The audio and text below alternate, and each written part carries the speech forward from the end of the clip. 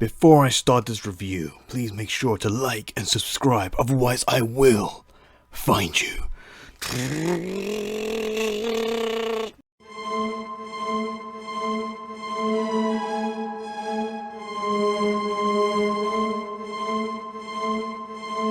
Hello everyone and welcome to IMRT Reviews. You just witnessed the worst chainsaw noise from me in the world.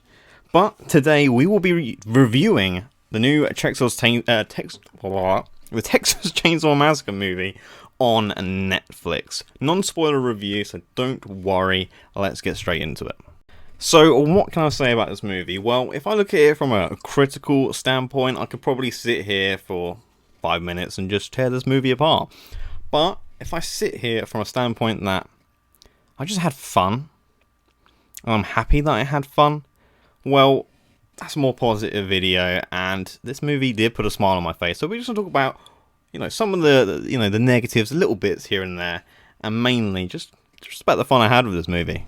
So straight off with this movie, it does a very clever thing where it shows you like just a 1 minute, here's a TV show on the original Texas Chainsaw Massacre. For all you people that haven't seen the original out there, you sit there, you take it all in, you're like, oh, now I know the first movie, let's roll on with this movie. And I thought that was pretty smart, as I myself have not seen the original. Please do not come at me. I'm going to watch it definitely after watching this one.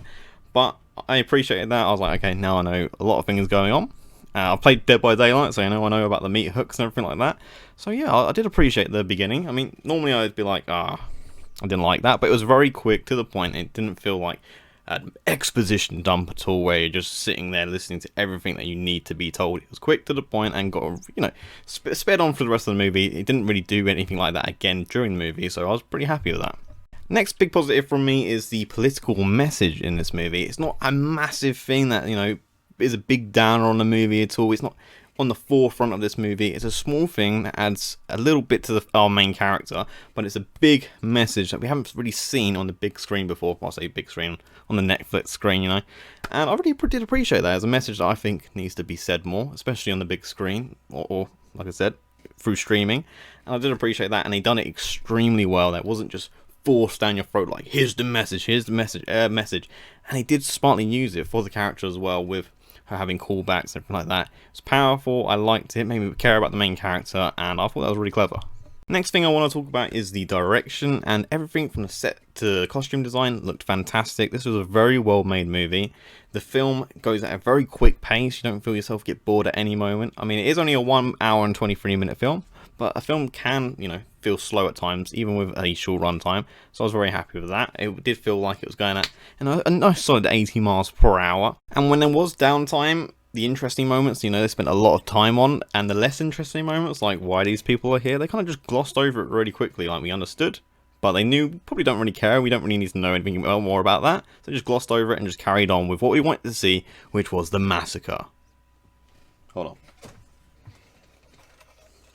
Which was the massacre. So how was Leatherface and the kills, you ask? Well, very, very gory. Sometimes too gory, where it was kind of comical, but it wasn't so comical that it was bad. I actually find myself laughing, but not how bad it is. I was just like, wow, that was really over the top. I feel like some people will think it's just bad, but I actually just had a really good time with that. I didn't really mind it. And there was one scene where they're on a coach. We've sort of seen it in the trailer. He's like, dude, you're going to get cancelled if you do anything. That joke didn't land again. It did in the trailer, didn't land again. And there was a massacre, and it was very, very, very cool. That scene is worth watching the film again. That was crazy. That put the massacre in Texas Chainsaw Massacre. There we go. The other kills, I feel like they, kind of just went through them very quickly. You got Leatherface. His strength was rather inconsistent. 1 minute he's snapping someone's arm with extreme ease, the next minute he's struggling to stab someone. I'm like, is he just taking his time here, or is he just struggling to stab this person after showing godlike strength? But so there was some inconsistencies with Leatherface, but overall I think the kills were a lot of fun, if not over the top. And when they weren't over the top, they were gory and just insane. So overall, I feel your enjoyment of this movie will hinder on what you want from this movie.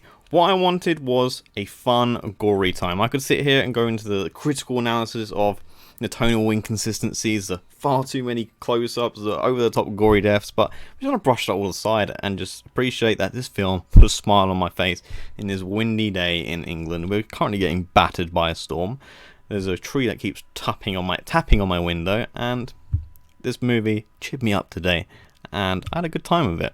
So let me know your thoughts in the comments below on this movie. I do highly recommend checking it out on Netflix, because I mean, it's free on Netflix. Well, there's a subscription of, how much is it now, like £10 a month? There's a subscription to pay that, and then after that you get this awesome movie for free, sort of.